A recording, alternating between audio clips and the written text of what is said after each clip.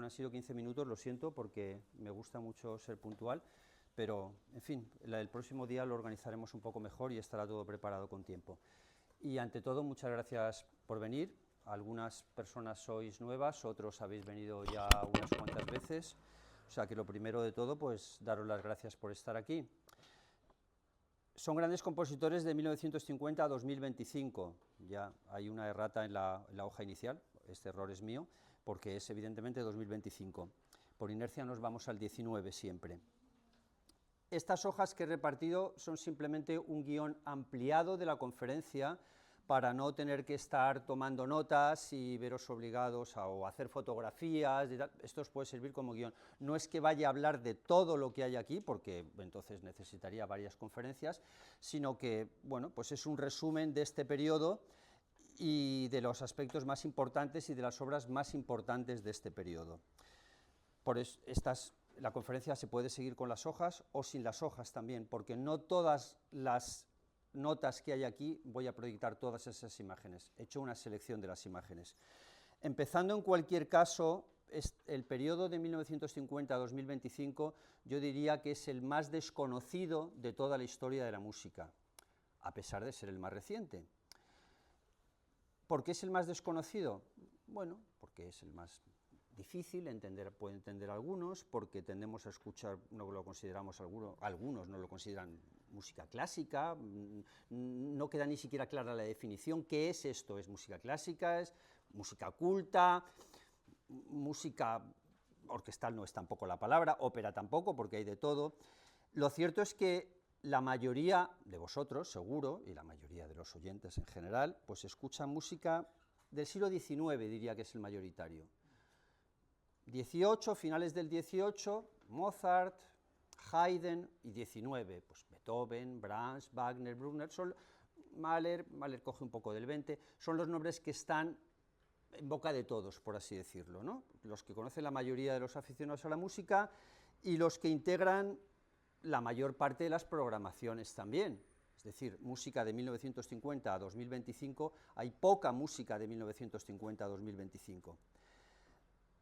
Poca música en los conciertos, me refiero, o en los teatros de ópera, óperas, lo que cada uno se ponga en su casa, claro, cada uno se puede poner en su casa lo que estime oportuno, porque ahí la enorme ventaja es que cada uno se hace su propia programación. A mí eso es una cosa que me encanta de los discos. Sin embargo, en mi caso concreto, es el periodo que yo más escucho. Yo diría que le dedico como el 50% del tiempo. Y si consideramos el siglo XX ya entero, pues diría el 80 o el 90% del tiempo, o sea, es el periodo que mejor conozco y que más me gusta. Y además vivo en parte en Alicante y en parte en Berlín, ahora acabo de pasar 6 semanas en Berlín, estoy recién llegado hace 4 días, y en Berlín en septiembre hay un festival de música de mucho prestigio que dedica una gran atención a la música contemporánea, o a la música de este periodo, en definitiva. Con lo cual, pues, en fin, traigo la clase muy fresca y muy preparada. Dicho esto a título de introducción, a continuación presento una lista, si queréis pasar la hoja, es una lista de compositores. Esto no va a ser un listado telefónico, no, en absoluto, no va a ser un listado telefónico, porque me voy a centrar solo en algunos nombres y en algunas obras. Digamos que vamos a ir de más a menos. La lista es una lista extraordinariamente trabajada. Puede parecer una lista así se puede hacer en una hora, o puede llevar incluso varios días. ¿Por qué es extraordinariamente trabajada? Porque he querido tratar de reflejar 60, primero puse 40, luego 50, al final ampliaré 60. La he trabajado mucho con ChatGPT, no quiere decir que me haya hecho la lista ChatGPT, la he hecho yo, pero a ChatGPT me ha dicho, oye, que pondríamos esto, lo he discutido con mi amigo 24/7 de ChatGPT, que me lo paso muy bien con música clásica, tiene algunos fallos, pero está aprendiendo mucho. Entonces, no, insisto, no es que la lista me la haya hecho ChatGPT, sino que, oye, ¿no podríamos poner este y tal y el otro? Y ha sido muy extensa y concienzuda. Por supuesto, algunos podréis considerar que aquí faltan nombres y otros podréis considerar que aquí sobran nombres, completamente legítimo.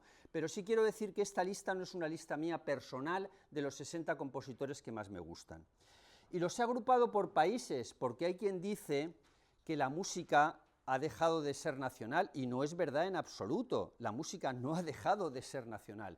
¿Qué quiero decir con esto? Evidentemente, pues Brahms es alemán, Mozart era austriaco, alemán, que es lo mismo, Beethoven era alemán, Verdi era italiano, y el componente nacionalista era importante. Eso no ha dejado de ser así en buena parte, porque las circunstancias políticas, como luego veremos, han influido enormemente en las circunstancias singulares de cada país. Por tanto, ¿qué es súper significativo de esta lista que luego vamos a contrastar con otra lista de los 60 mejores compositores en general, que es todavía más subjetiva que esta, claro?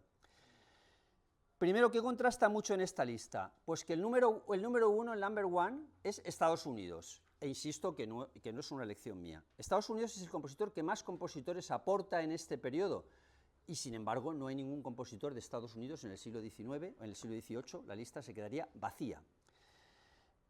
11 compositores de Estados Unidos, no vamos a hablar de los 11, pero muy brevemente, los nombres: Aaron Copland, Samuel Barber, Bernard Herrmann es conocidísimo por las películas hechas con Hitchcock, Vértigo, Psicosis, 7 películas y alguna más, Menotti, John Cage, Elliot Carter, de Carter sí que hablaremos, Bernstein, muy conocido, West Side Story, Steve Reich, Philip Glass, John Corigliano y John Adams. Vale, 11 compositores de Estados Unidos. Es decir, que el número uno es el país que antes no aportaba nada, el que estaba en 0 pasa a 11. También sorprende mucho la segunda posición, que insisto que la música no es matemáticas, pero es una lista muy trabajada en cuanto, he mirado programaciones de festivales, contenido de teatros de ópera, etc. O sea, que son datos objetivos, no datos subjetivos. Número 2, Reino Unido. También contrasta tremendamente, porque en el Reino Unido, en el siglo XIX y el siglo XVIII, no se os ocurrirá ningún compositor, ni uno, no se os ocurrirá ni uno. Sullivan, de las operetas, que es un poco discutible si lo ponemos aquí o no, Purcell es anterior, y luego hay una laguna enorme de 200 años. Sin embargo, aquí pasa al número 2. Vaughan Williams, Walton, Tippett y Britten, Biswisley, Peter Maxwell Davies, George Benjamin y Thomas Hades. Bien, número 2.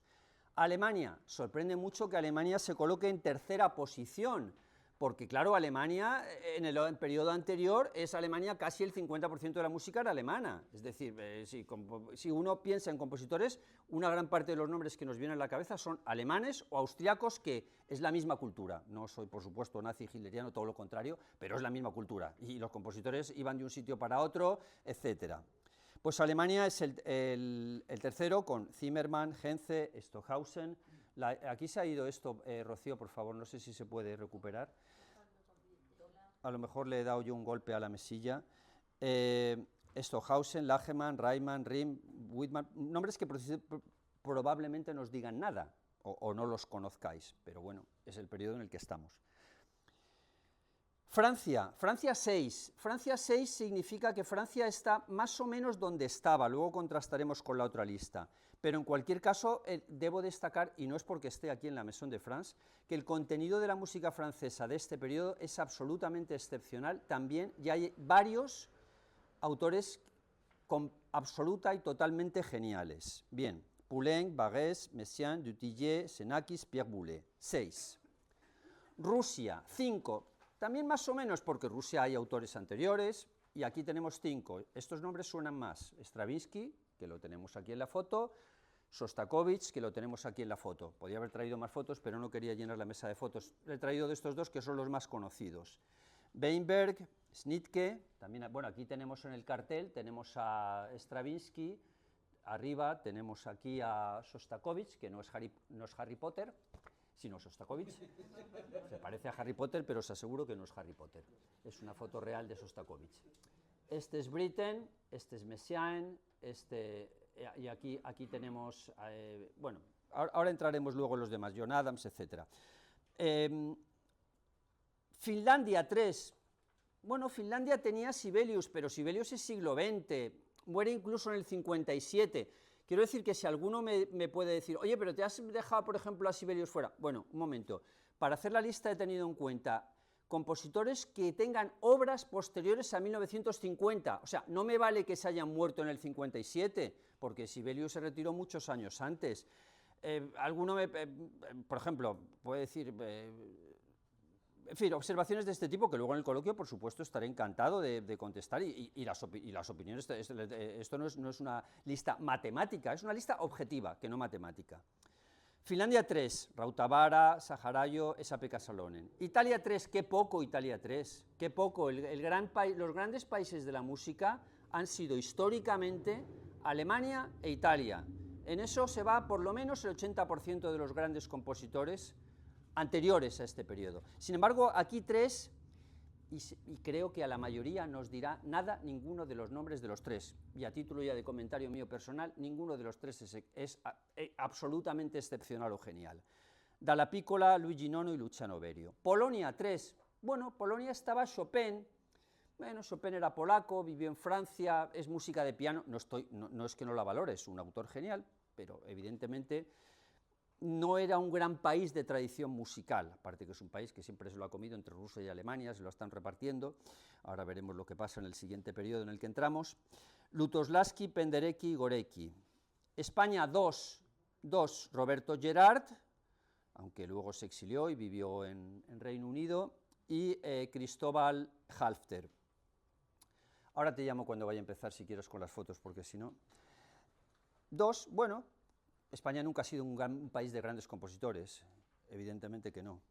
Quiero decir también aquí el que me diga, oye, no, se te ha olvidado Joaquín Rodrigo. Bueno, yo a Joaquín Rodrigo no lo he puesto porque Joaquín Rodrigo preferentemente es conocido por el concierto de Aranjuez, es casi compositor de obra única, lo mismo que pasa con Bizet y Carmen, y el concierto de Aranjuez es de 1940. Entonces, he considerado que no lo debía incluir, vale, por ese motivo. Hungría, porque aquí no se trata de los compositores más conocidos, sino, insisto, criterios objetivos de programación, en teatros, de ópera, en grandes orquestas, Chicago Symphony, Berliner Philharmoniker, Wiener Philharmoniker, etc. Hungría 2, Ligeti, Kurtág, Chequia 1, bien, Dinamarca 1, Estonia 1. Esto ya empieza a ser interesante en cuanto a Dinamarca y Estonia, porque nos vamos encontrando países que antes no estaban, simplemente. Dinamarca 1, Estonia 1, Suecia 1, Carlson, Argentina 1, Alberto Ginastera, antes no estaba, evidentemente, no hay grandes compositores argentinos del siglo XIX o del siglo XVIII. Australia 1, pues lo mismo digo, ¿qué compositores australianos hay anteriores? Si seguimos, China 1, pues menos todavía, y estoy objetivando porque Tandún, por ejemplo, tiene óperas programadas en el Metropolitan de Nueva York, que no es cualquier teatro de ópera, sino es el teatro de más prestigio del mundo mundial. Corea, pues, tampoco. ¿Qué compositor coreano va a haber en el siglo XIX, ni siquiera en la primera mitad del XX? Y Japón, lo mismo, vale. Y ahora nos vamos a una lista que es más subjetiva, porque esta realmente es mucho más difícil de hacer. No, todavía cuando empiece, todavía no voy a empezar. Esta lista es todavía más difícil de hacer, porque el catálogo es muy grande, porque estos son los 60 mejores compositores de la historia, entonces aquí es más opinable. Alemania y Austria, porque considero que es lo mismo, 26. Vale, no voy a citar todos los nombres, porque no quiero que sea un listín telefónico, pero son 26. Nos vamos casi a la mitad, y claramente está el primero, con mucha diferencia.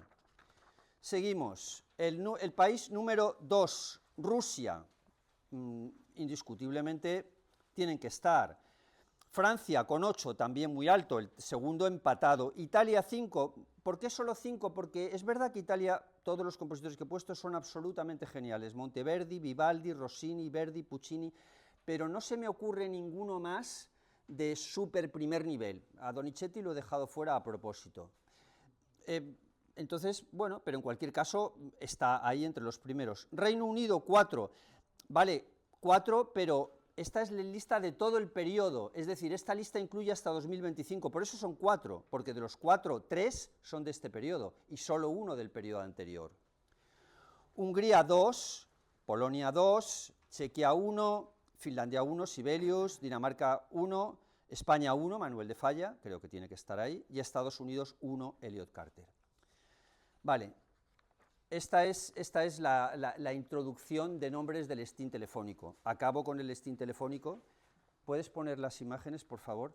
Y ahora vamos a hacer una división por nacionalidades, en donde voy a traer obras que considero que son muy interesantes de escuchar, películas, bastantes películas, porque claro, es otro cambio enorme. A partir de este momento, ¿qué hay que hacer para ponerlo? ¿Por qué se va? Porque se apaga el ordenador. Ah, vale. ¿Y qué haces? Si cada tanto Ah, vale. Ok, vale, sí, vale, lo hago yo, sí, sí se va. Gracias.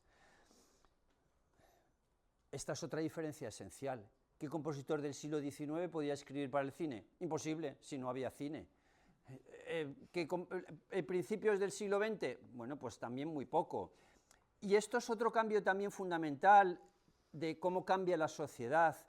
A partir de 1950, una cosa que ocurre, y va increciendo hasta el momento actual, hasta 2025, con la última innovación de la inteligencia artificial, es que se hace mucho más complicado escribir música porque hay mucha más competencia de otras cosas. Es decir, voy a tratar de explicarlo mejor lo que quiero decir. En el siglo XIX uno estaba en su casa, tocaba el piano, no tenía televisión, no tenía móvil, no tenía internet, podía ir a un teatro de ópera, sí, podía ir a un concierto, eso no cambia, pero había menos distracciones de otras cosas. Y no solo eso, sino que además esas distracciones actuales son distracciones de cosas que nos llevan a la filosofía de lo corto, de lo rápido, de lo escueto. Fue el SMS, el WhatsApp, y de la no concentración. Y yo siempre digo que la música culta hay que escucharla con concentración. Se puede escuchar de fondo también, por supuesto, pero eso ya dificulta enormemente las cosas. Y luego hay otro cambio enorme, que es, siempre ha habido música popular, correcto, cierto, pero no había discos. El que haya discos tiene ventajas e inconvenientes. Tiene la ventaja de que uno puede repetir, puede escoger, pero tiene el inconveniente de que la música popular se transmite mucho más y que es más accesible, que es más fácil, que en este mundo tan rápido, de cosas rápidas, pues se nos hace más complicado escuchar algo con concentración, porque estamos con distracciones constantes. Si nos ponemos una ópera en casa, pues nos va a sonar el móvil, que nos ha llamado nuestro hijo, nuestro amigo, que si tal, que si cual. Hay interrupciones. Eso es un cambio enorme, y para los que componen también, porque ¿cómo componen? Otra diferencia, Mozart antes no tenía casi música anterior, y se tocaba la música del momento. Cada vez, conforme ha ido pasando el tiempo, cada vez se ha tocado menos música del momento, porque ha habido mucha más música anterior. Un estilo de compositores han tratado de ir a la revolución, hacer una música tremendamente compleja, tremendamente difícil. Les aleja más todavía el público, se queda en algo totalmente minoritario. Otros una música totalmente convencional, minimalista, que ahora lo veremos. Bueno, pues gusta un sector más pequeño, tampoco llega a entusiasmar. Entonces se hace cada vez más complicado, y de hecho al final el porcentaje de oyentes y el porcentaje de música clásica que escucha a la gente va disminuyendo. Si estábamos en el 3%, podemos estar en el 2%. Es muy difícil calcular esto, evidentemente, porque también hay mucho YouTube, etc. Bien, hecha esta introducción, vamos a pasar ahora a compositores. No sé cómo, perdona, pero no sé cómo le tengo que dar. Vale, bueno, gracias. Vale, vamos a pasar, te digo yo, y si quieres, pues te digo cuando vas pasando imagen, y mira, más cómodo. Vamos a pasa a la primera imagen. Bien, aquí tenemos Stravinsky pintado por Picasso. Estamos en Rusia. Stravinsky, creo que el nombre de Stravinsky os suena a todos, creo que también todos conoceréis La consagración de la primavera, la habréis escuchado. Bien, Stravinsky vive muchísimo, está en el papel, 1882-1971, bien, 90 años prácticamente. Paso a la siguiente imagen.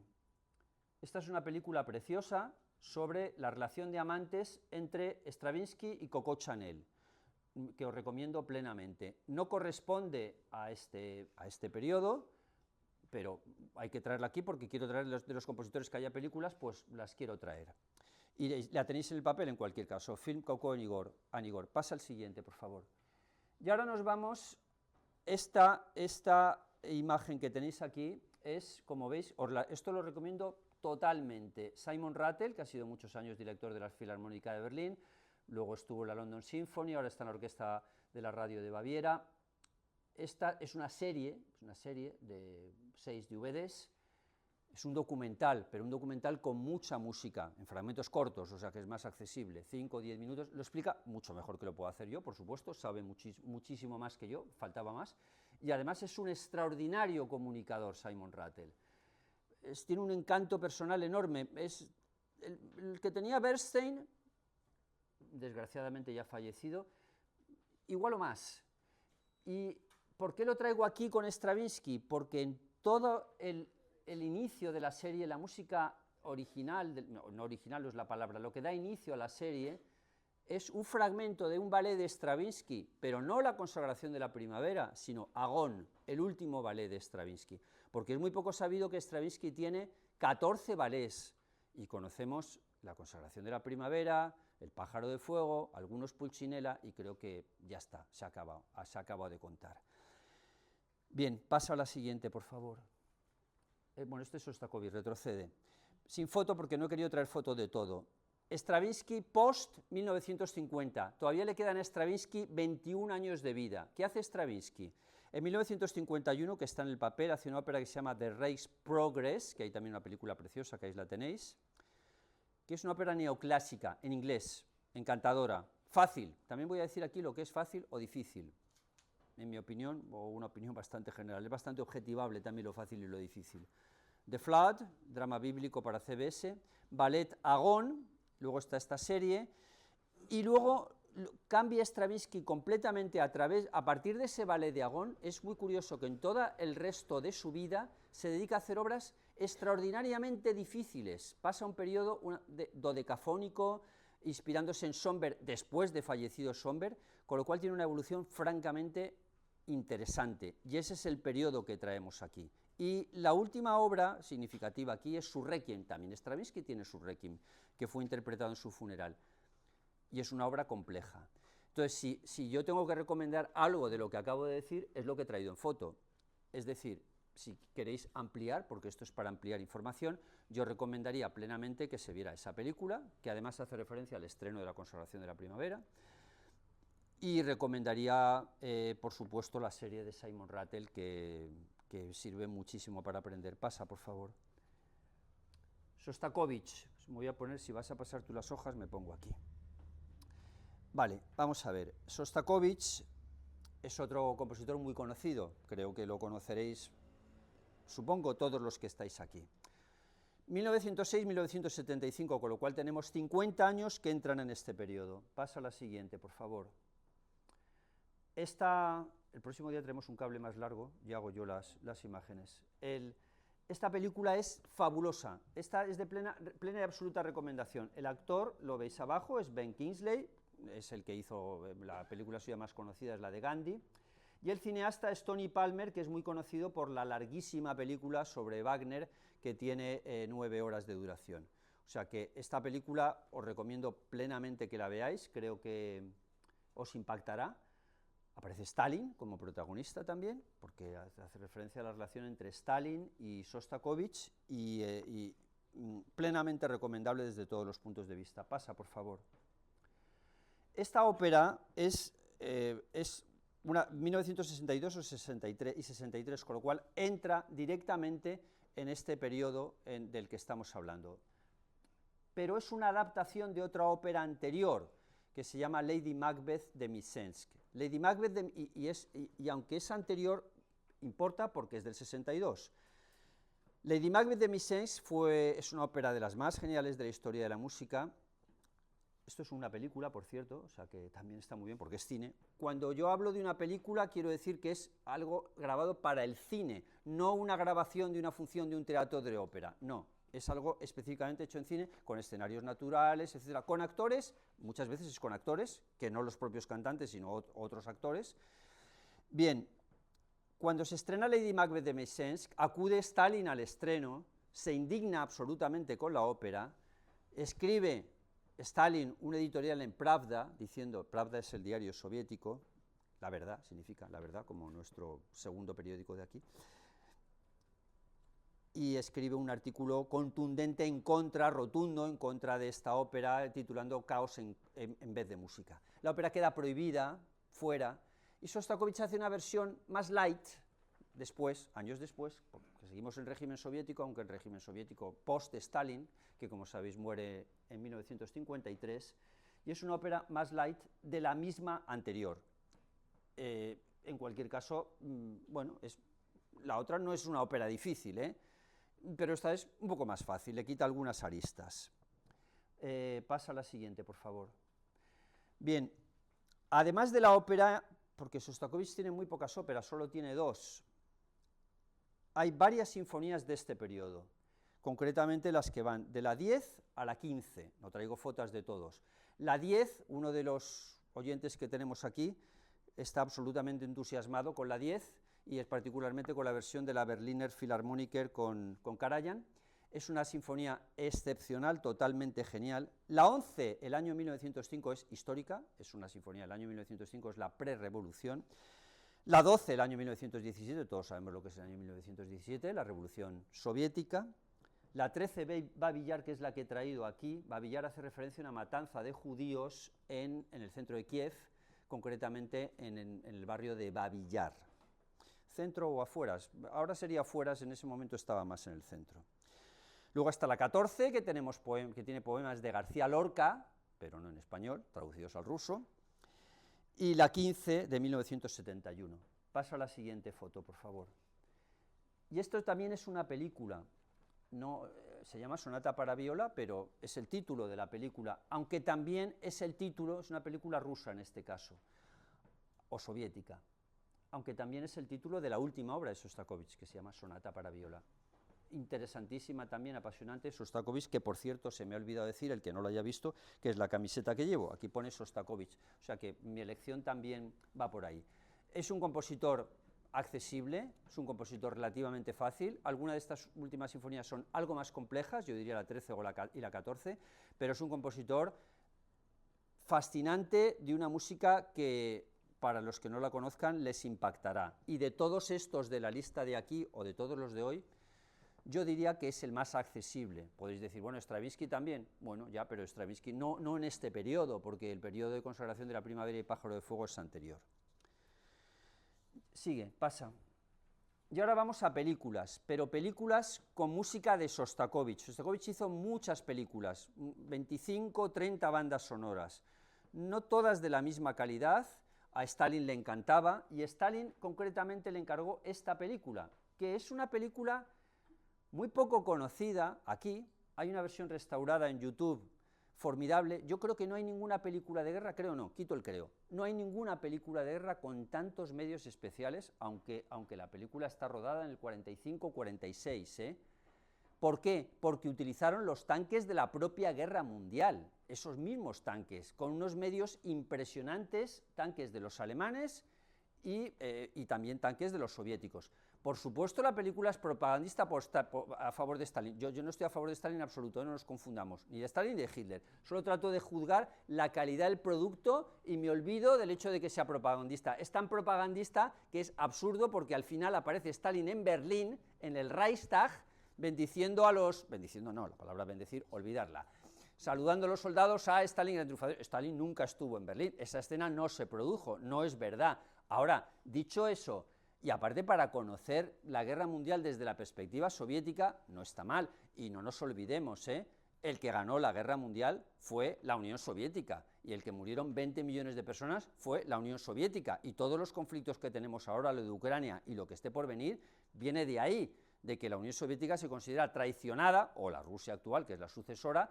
por los pactos a los que se llegó después, que consideran que no se han respetado. Y no soy prosoviético, ni soy pro-Stalin, ni nada de eso, estoy tratando de decir algo simplemente objetivo. En cualquier caso, la banda sonora de la película es de las mejores bandas sonoras de la historia de la música, porque es de Sostakovich, no de estos que hacen ahora bandas sonoras de música que repiten lo mismo, 4 temas que copian de otro anterior y que el interés es puramente anecdótico, vamos. Entonces, esta película, no he dicho bien, 45-46 no es verdad, 1950, vale, pasa a la siguiente película. Esta es una película, bueno, la siguiente que pongo en la lista es Comanchina. Comanchina es una ópera soberbia de Mussorgsky, pero que la adaptó Sostakovich e hizo la banda sonora con las adaptaciones en versión cine, que la he puesto aquí también. Y todo esto está en YouTube, además, está en YouTube, porque los rusos han subido muchas cosas a YouTube, con versiones muy restauradas, con subtítulos preciosos, en castellano, en inglés, y muy bien hechos. Esta es una de las mejores películas de la historia del cine, y esta no tiene nada que ver con tema, no, bueno, es soviética, eso sí, el director es soviético, es en ruso, pero qué Hamlet, con música de Sostakovich, otra de las grandes bandas sonoras, y aquí estamos ya en 1964. Shakespeare, por supuesto, pero es el texto de Shakespeare. Cualquier versión en cine de Shakespeare, todas absolutamente hacen cortes. Esta también hace cortes, incluso en el teatro muchas veces se hacen cortes. Siguiente. Esta hace serie con la anterior. Este es el mismo cineasta, es Sostakovich, de nada menos y nada más que en 1971, o sea, ya al final. Y es Rey Lear, la grandísima tragedia de Shakespeare, una de las 2 o 3 mejores obras de Shakespeare, que intentó llevar Verdi a la ópera y no lo llevó. Bueno, aquí Sostakovich, vale, no es una ópera, pero es que parece que sea una ópera, porque el director, con gran acierto, deja sonar la música de Sostakovich sola, en muchos fragmentos, no como ocurre ahora con las películas, que se tapa el sonido y que no se escucha bien en bandas sonoras de otros compositores. Con lo cual, Rey Lear, también en cine. Vamos a ver, esto es una magnífica manera de introducirse a la música, porque es introducirse a la música de enorme calidad con cine de extraordinaria calidad. Pasa, por favor. Bien, esta es completamente diferente. Esta es la última película de Kubrick, obviamente no soviética. Stanley Kubrick, Eyes Wide Shut, con Nicole Kidman y Tom Cruise, una película excepcional. ¿Y por qué la traigo aquí? Porque trae la obra que es más conocida y popular de Sostakovich, que es, lo he puesto aquí, Suite para orquesta de variaciones, es conocido más como el Vals de Sostakovich, se suele conocer, el Vals de Sostakovich, no es exactamente así el título. Y bien, pues la traigo aquí porque procede. No, por supuesto, Sostakovich no compuso en este caso la música para esta película, sino que han utilizado la música de Sostakovich, que no es lo mismo, pero también es perfecta, es una solución perfectamente válida. Claro, lo ideal es cuando trabaja un gran director con el propio compositor y hacen conjuntamente la película con la banda sonora. Con esto cierro Sostakovich, ¿vale? Cierro Sostakovich y cierro Rusia. Y aquí con mi termo de la Berliner Philharmoniker.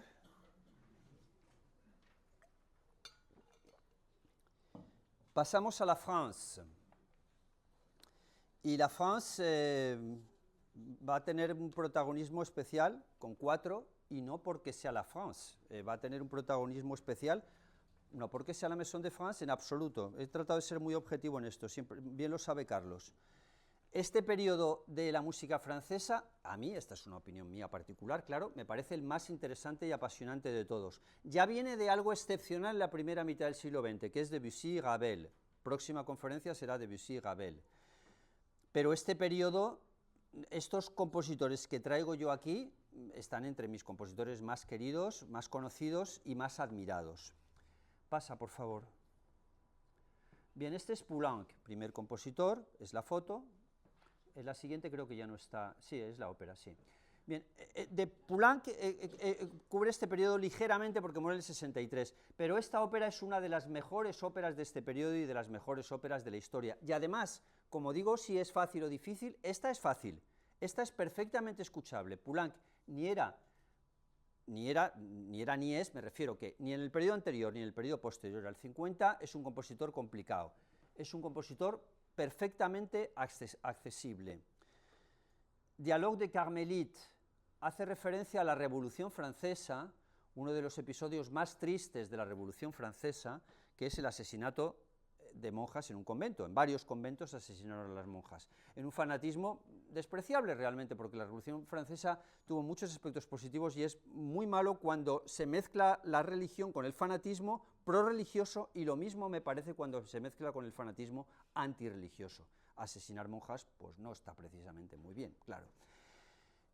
Lo lleva con un drama, con una intensidad, con una fuerza y con una energía melódica que no suena a música de 1957. Vamos a ver, lo que quiero decir, que no suena raro, y el que no la conozca se está perdiendo algo importantísimo. Está también en YouTube, hay varias versiones. Aquí he traído una francesa de Estrasburgo, pero hay muchas. Se hizo hace poco, que estuve además en la Ópera de Viena, y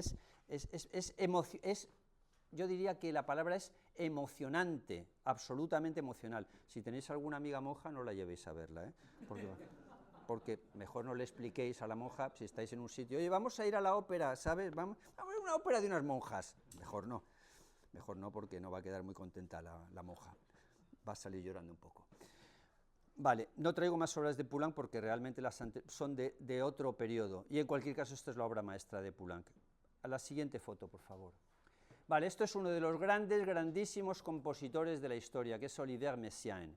En mi opinión, esta es muy subjetiva, por supuesto, esta es la mía, es el mejor compositor o el más grande compositor francés de la historia. Yo tengo una admiración absoluta por Messiaen, al que además conocí personalmente. Messiaen, 1908-1992, y pasa a la siguiente. Bueno, este es un libro que he escrito sobre Messiaen, aquí tenemos a Messiaen con su hijo, es un libro mío. Pasa a la siguiente, por favor. Quatuor pour la fin du temps, o Cuarteto para el fin de los tiempos. Bien, esta obra no es de más del 50, pero la tengo que traer aquí necesariamente, porque es imprescindible y porque es necesaria para todo lo posterior. Es la primera obra importante de Messiaen. Recordemos que Messiaen muere en el 92, Esta es del 41. Las circunstancias son súper singulares. Qué triste que no haya una película de esto. Película de cine, me refiero. Olivier Messiaen formó parte del ejército francés por su edad, fue detenido por los alemanes en combate, fue internado en un campo de prisioneros, no de concentración. Los campos de concentración eran los que se mataba la gente, los campos a los franceses no los mataban en los campos, bueno, excepto los que eran judíos. Messiaen tuvo la suerte de no serlo, y escribe la obra dentro del campo de concentración, una de las partituras más memorables de la historia de la música. Es un cuarteto, como pongo aquí, para clarinete, violín, violonchelo y piano, con la circunstancia extraordinariamente bella, muy relacionada con la película El pianista de Polanski, por cierto, parecido, en donde un oficial alemán dice, pues este es un gran compositor, este hombre nos ha hecho aquí una obra extraordinaria, le falsifica los papeles y lo arregla para que se pueda ir del campo de concentración, vale, para liberarlo en definitiva, gracias a la música, que es lo mismo que salva al pianista en la película de Polanski. Por eso digo que es una pena que no se haya una película. Sobre esto hay una película también muy interesante sobre la sobrina de Gustav Mahler, que se llamaba Alma Mahler. No es la mujer, ¿vale? Es coincidencia de nombre. En realidad es Alma Rosé Mahler.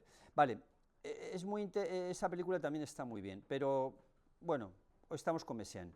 Pasa a la siguiente, por favor. Bien, obras de Messiaen que he puesto aquí: Catalogue d'Oiseaux, 1958, Et Spector Resolutionem Mortuorum, en latín, obra encargada por el Estado francés, en memoria de los muertos en las guerras mundiales. De Cañones Étoiles, 1974, inspirada en los paisajes del suroeste de Estados Unidos. Esta fue encargada para el bicentenario de Estados Unidos, encargada por el gobierno de Estados Unidos. Y esta ópera, que es una de las grandísimas óperas de la historia de la música. Tuve el honor, además, de estar con el propio Messiaen en el estreno español, en el Teatro Real en Madrid, y esta ópera dura nada menos que 5 horas, es decir, que es más que las de Wagner, que Wagner algunas están en 4 horas y media, 4:35, 4:40 el ocaso, según versiones. Es una ópera sobre San Francisco de Asís, que además le encarga el presidente de Francia, diciendo, bueno, tienes que hacer una ópera, nunca había hecho una ópera. Finalmente, pues, una ópera mística, religiosa, con un montón de pajarería. ¿Qué quiero decir con pajarería? A Messiaen le encantaban los pájaros, además de músico, era ornitólogo.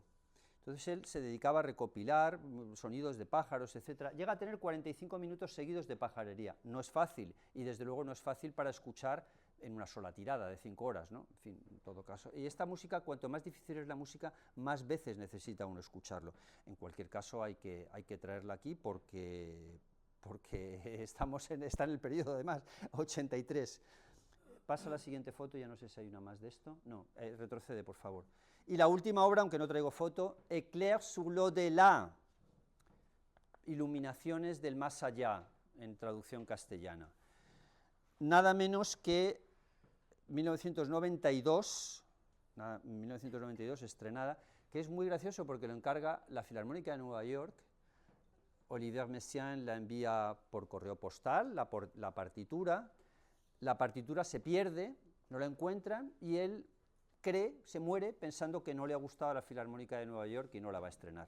Bueno, finalmente la partitura apareció y se estrenó póstumamente. Hay una grabación buenísima con la Filarmónica de Berlín y otras más.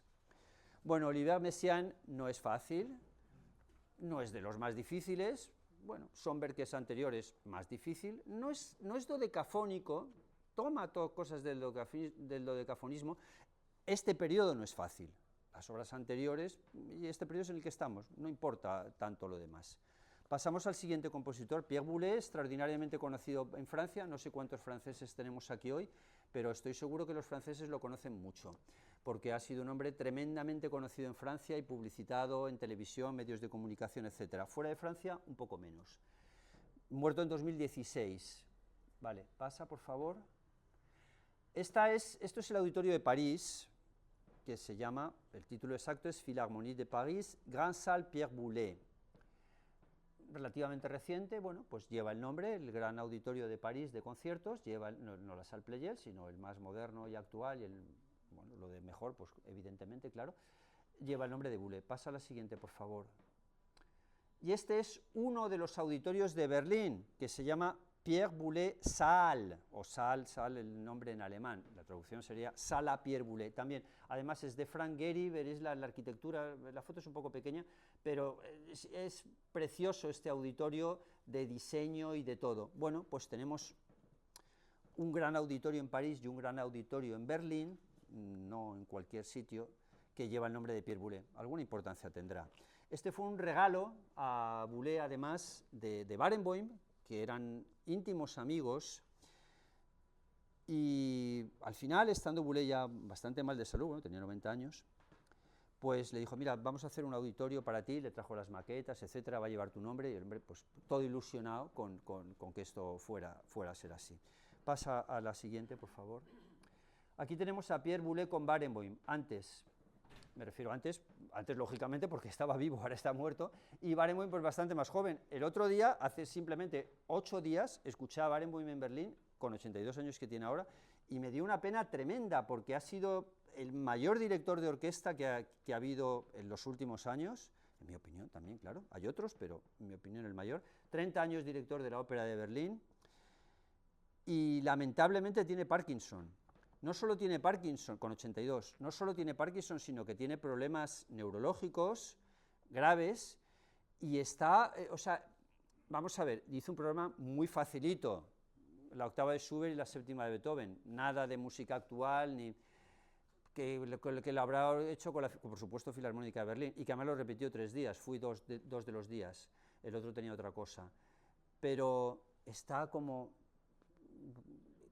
No, es que se mueve con dificultad, como envejecido, parece que tenga bastantes más de 80, qué pena, este hombre que ha sido, vamos, uno de los grandes de la historia de la música, cómo pueden evolucionar las cosas.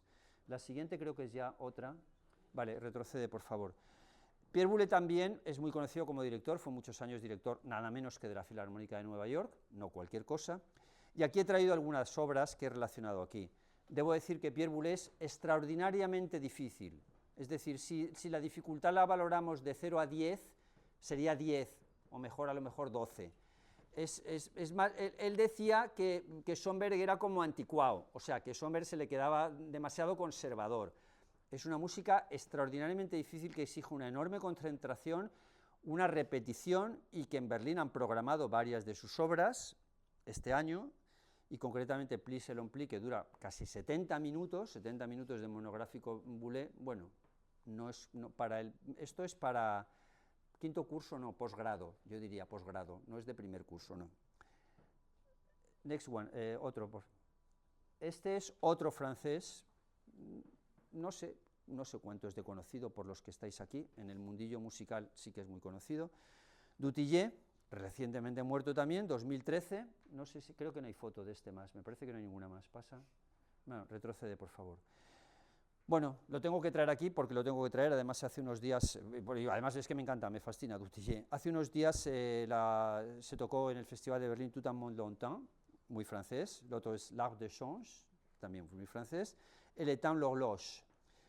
El grado de dificultad de Dutillé no es el mismo que de Boulez, diríamos dificultad medio-alta, pero una belleza impresionante. Es un compositor que tenía que estar en esta lista porque es de mis más queridos. La selección final es mía, de los que he elegido de la lista inicial de 60, por supuesto. No podía hablar de 60 aquí porque, bueno, eso sería convertirlo en un puro listín telefónico seguido. Nos vamos a Inglaterra. Britten, di una conferencia sobre Britten hace poco tiempo, también con la Maison de France. Es uno de los grandes del siglo XX, es uno de los más programados de este periodo, muere en el 76, y bueno, dificultad media baja, diría yo, media baja, según las obras. Tremendamente teatral. Alguna obra, Peter Grimes, que es más conocida, está fuera de aquí porque es periodo anterior. Pasa a la siguiente, por favor. Esta es una de las obras más impresionantes de Britten, 1962, War Requiem, o Requiem de Guerra. Es en versión cine, Derek Harman, que no es un cineasta precisamente fácil, pero bueno, esto es simplemente cine con imágenes musicales, o sea que tampoco eso es tan complicado. No hay un guión especial, es imágenes asociadas al Requiem de Guerra. Este Requiem tiene una historia política también.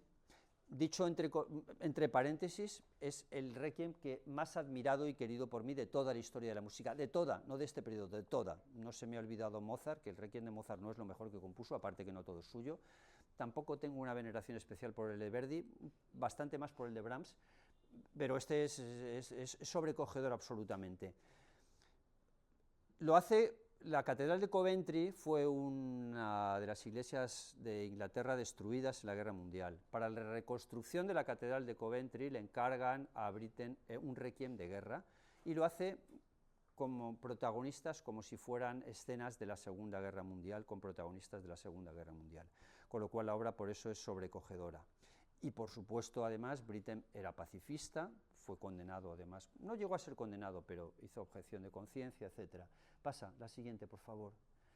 Esta es una ópera en versión cine, hay dos, nada menos que dos, que pocas óperas hay en versión cine, pues de esta hay dos. Britten, 1970, Oven-Wingrave también es una ópera pacifista, hace referencia a una familia militar, de alta raigambre militar, todos eran soldados, no soldados, sino generales, altos generales, y en la cuarta o quinta generación, el chico, el protagonista que está ahí, dice que no, que a él eso del ejército, pues que no le va, que no quiere ser militar. Esa es la esencia de la historia, muy bien contada. No es de las más fáciles, porque aquí introduce elementos dodecafónicos y no es de las más fáciles. Y además, sobre esta lista, que no traigo foto, está la última ópera de Britten, Death in Venice, o Muerte en Venecia, no confundir con la película de Visconti, que, bueno, a mí me gusta más que la película de Visconti, y también hay una versión cine. Bien, pasamos al siguiente compositor, por favor. Y no me extiendo tanto con Britten porque está de una conferencia, como he dicho recientemente. Michael Tippett, que figuraba en la misma conferencia, aquí lo tenemos, a Michael Tippett. Lo traté varias veces porque en esa época trabajaba yo en la London Symphony, bueno, servicios administrativos, nunca he sido músico, para llegar a ese nivel, por supuesto, pasa.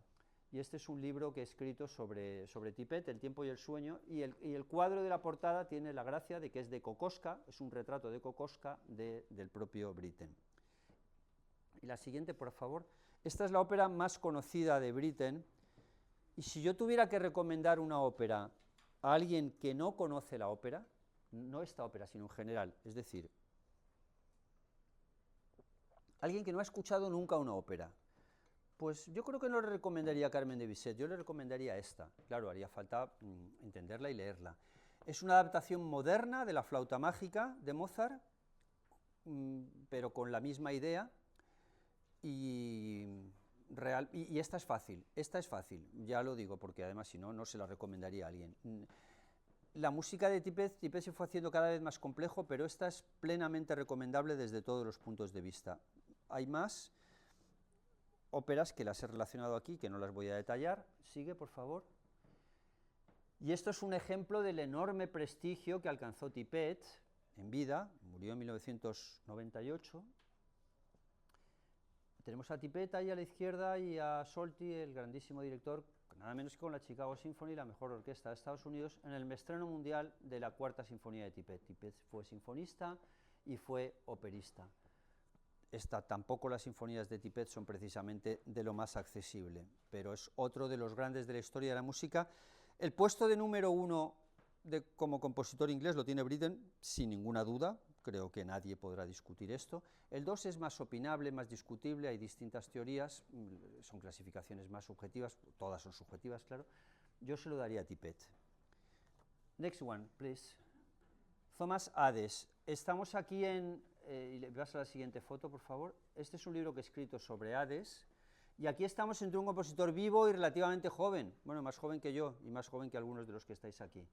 1971. Y es el compositor o uno de los compositores de mayor relieve en la actualidad. Es decir, compositor que estrena pues, en el Met de Nueva York, compositor que hace obras pues, en el Covent Garden, recientemente un ballet, el Covent Garden Royal Opera House de Londres, y un compositor de extraordinario prestigio que ha sabido, y en esto es de alabar, encontrar el middle way, que es el middle way budista, es el equilibrio, pues no hacer obras excesivamente complejas, porque no te las va a escuchar nadie, ni tampoco excesivamente fáciles, porque, bueno, pues tampoco es lo que toca, ¿no? Entonces, un punto intermedio es popular entre la minoría, claro, por supuesto, porque la música clásica es minoritaria, la música del siglo XX es la minoría de la minoría, y la música del siglo XXI es la minoría de la minoría de la minoría.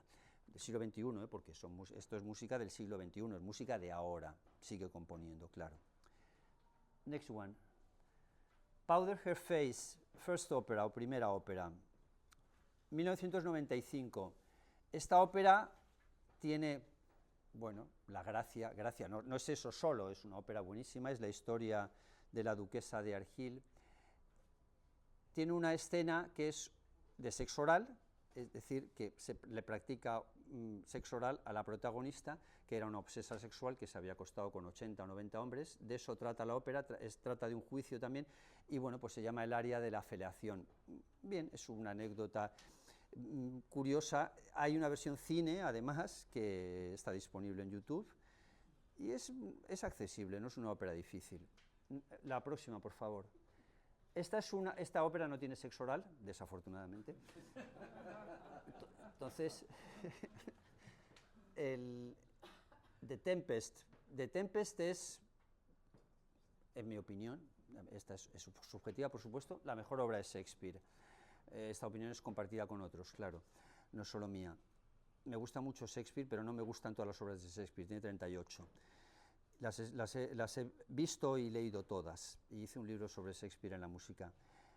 Esta ópera sí que mi recomendación es absoluta, es accesible, coge el texto de Shakespeare con cortes, todos los textos de Shakespeare también se cortan, o sea que no es que en eso sea algo extraordinario, pero le va tanto, es que parece que la música y la literatura de Shakespeare se unan de tal manera que Shakespeare esté pidiendo a gritos ser cantado, y ser cantado de esta forma, que no es difícil, es perfectamente escuchable, y si no conocéis de La Tempestad de Shakespeare, pues mejor vais directamente a la ópera y perfecto, sin ningún problema, quizás la entendáis mejor que con una versión cine, sobre todo la película de Eric Harman, que es complejísima.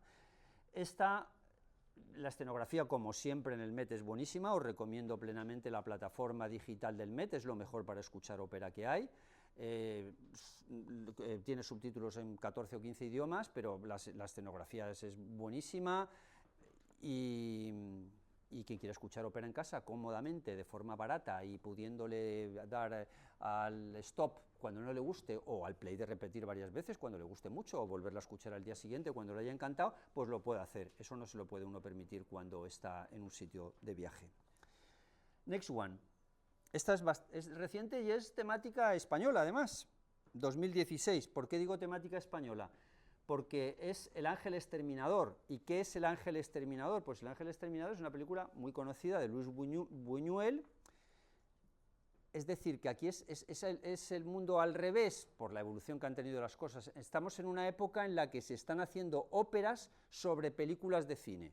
Explico lo que quiero decir. Primero se hace la película de cine, se proyecta la película de cine, las pantallas, grandes pantallas, etcétera, la televisión, y años después un compositor se le ocurre hacer una ópera sobre esa película, es decir, cogiendo la temática de la película, con un guión parecido, con los cambios que sean necesarios, hace una ópera, con lo cual se convierte en la película de cine, pero cantada en idioma actual. Eso es El Ángel Exterminador. Y esta es absolutamente soberbia. La película de Buñuel también lo es, no es de las más fáciles de Buñuel, es una película antiburguesa total.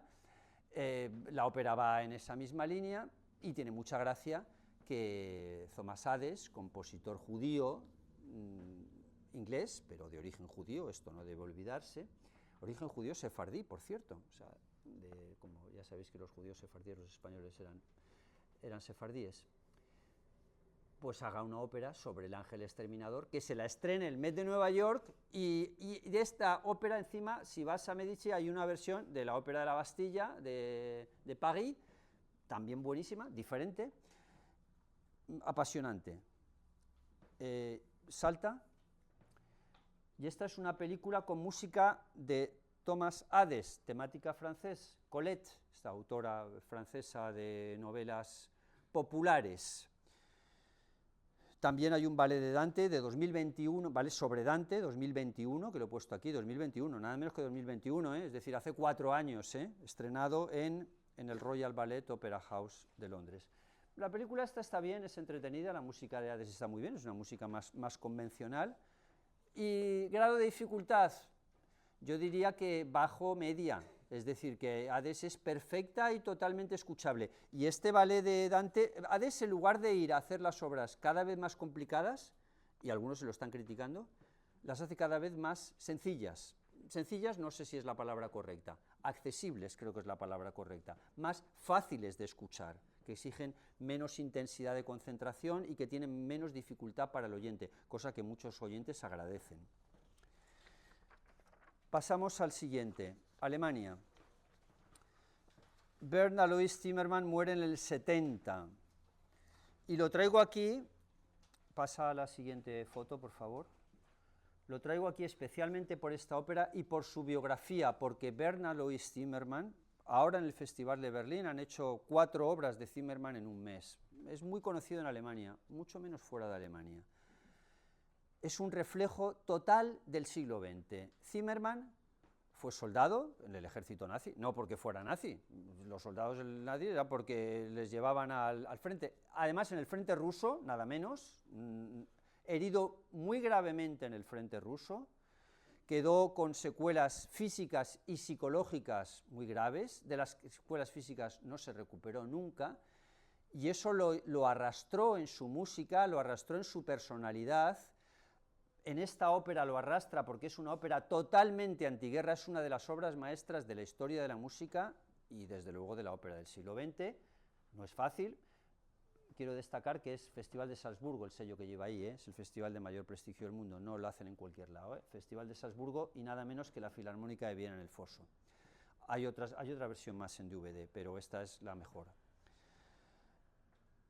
La ópera es contra la guerra, totalmente contra la guerra, cosa que me parece que está muy bien, porque a mí la guerra me parece algo despreciable y los ejércitos y con lo que estamos viviendo ahora, la desgraciada evolución que tenemos de todo, pues creo que no está mal recordar estas cosas.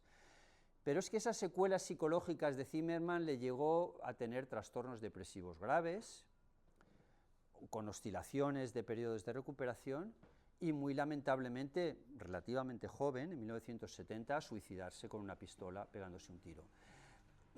Por eso digo que es un reflejo del siglo XX. ¿Por qué? Porque en su personalidad es un reflejo de lo dramático que ha sido el siglo XX, esperemos que el siglo XXI no lo sea tanto, de momento la inercia o la tendencia es mala, veremos lo que pasa con estos conflictos abiertos, y el que participara en la Segunda Guerra Mundial como soldado, que eso repercutiera en su personalidad, que repercutiera en su música y que luego lo llevara a una ópera de creación magistral y que luego además se suicidara por no haberse recuperado ni física ni psicológicamente del trastorno que le produjo la Segunda Guerra Mundial, es un personaje del siglo XX, pero no es anécdota, es decir, es un grandísimo compositor, no es que lo traiga aquí como una anécdota o un pie de nota.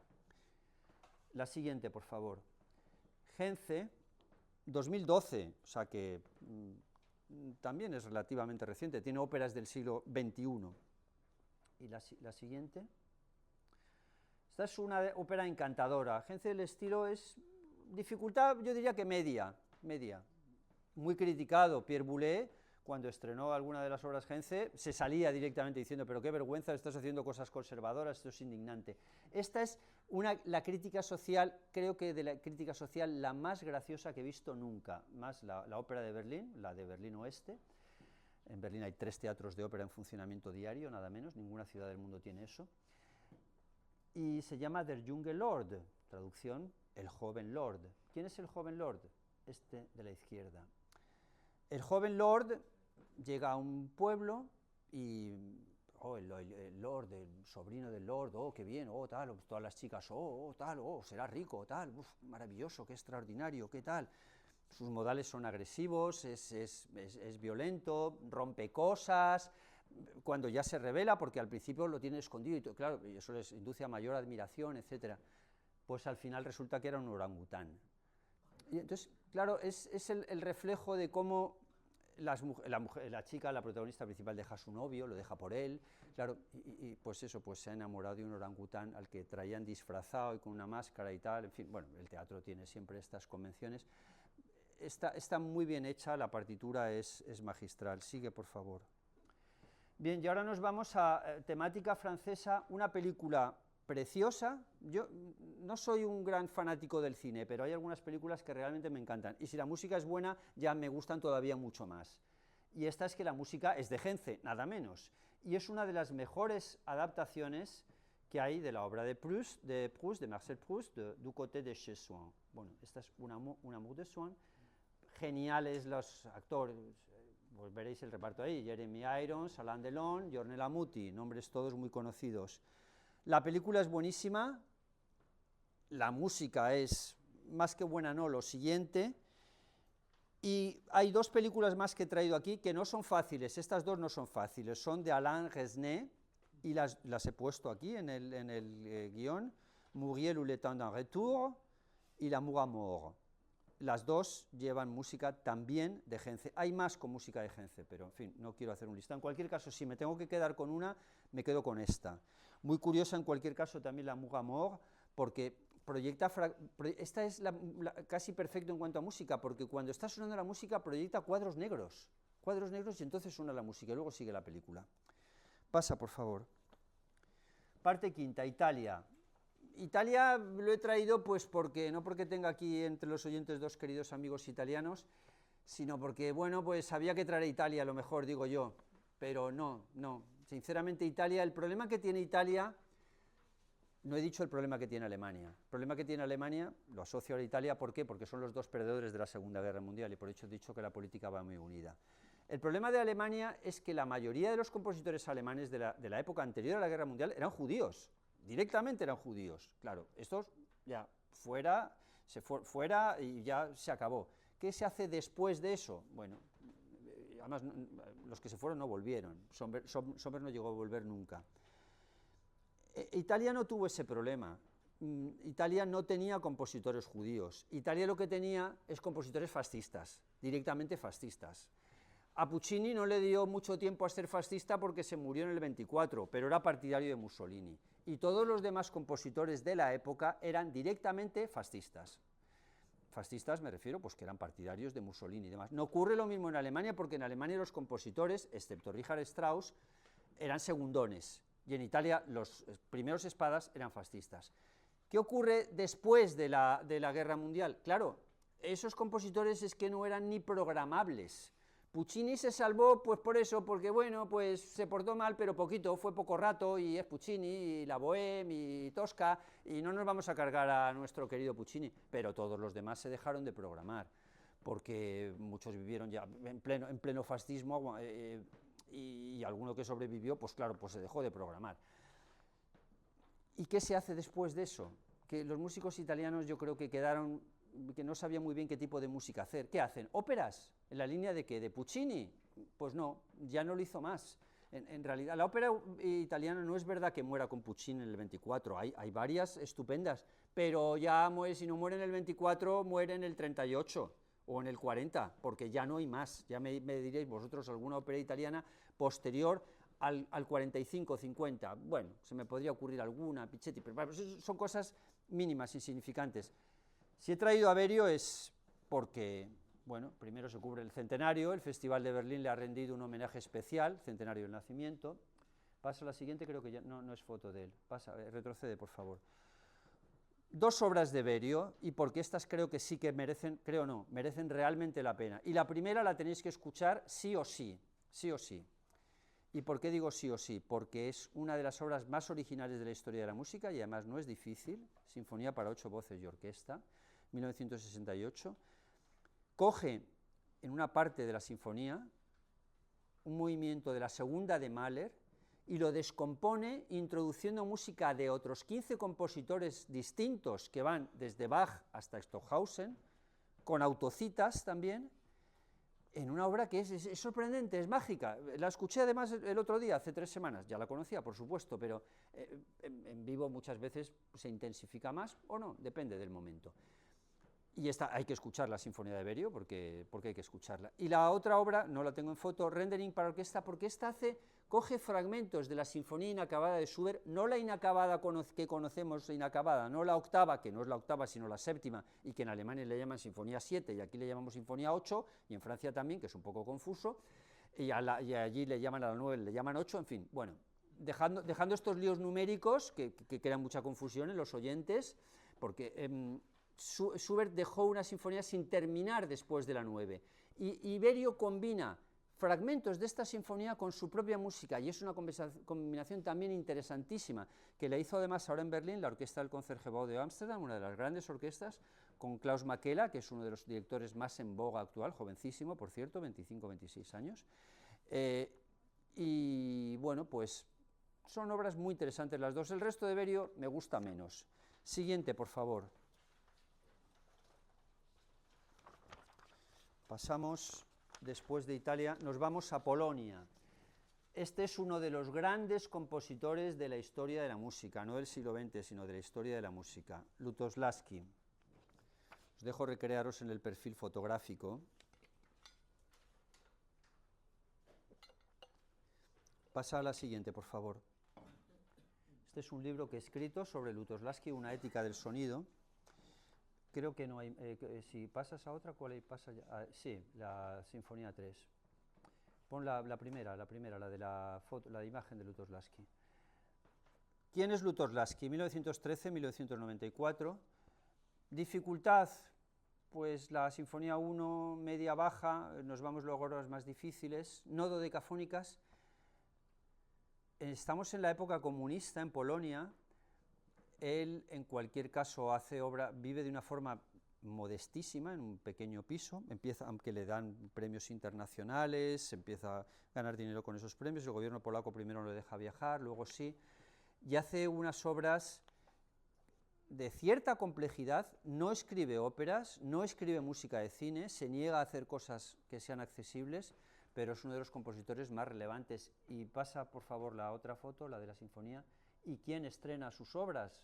Pues nada menos que la Sinfónica de Chicago, no el estreno no lo hizo Barenboim, lo hizo, creo que fue Solti el que la estrenó, y en cualquier caso aquí la tenemos con la Sinfónica de Chicago con Barenboim. Es un compositor de los más relevantes de la historia de la música. Siguiente.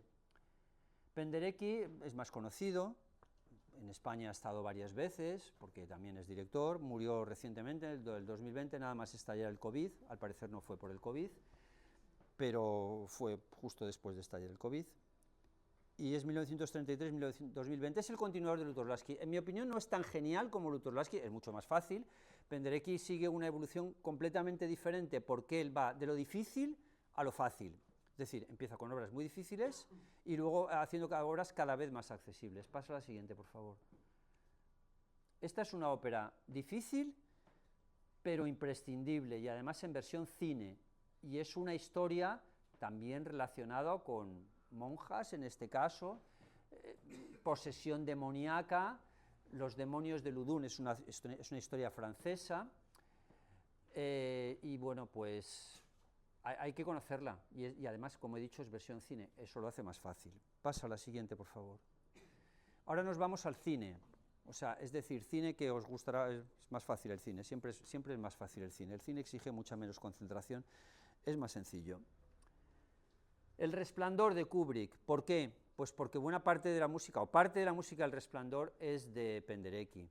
Y además porque Kubrick le llamó a Penderecki, le llamó por teléfono, estuvieron hablando, no se reunieron personalmente, pero estuvieron hablando por teléfono, da igual, le dijo que quería que hiciera la música para El Resplandor.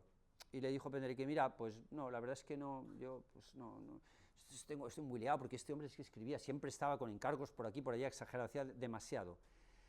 Y dije, pero no te voy a escribir la música, pero te voy a hacer otra cosa que te va a valer perfectamente, que es que te voy a recomendar la música que puedes poner en la película. Y así lo hizo, y Kubrick siguió sus recomendaciones.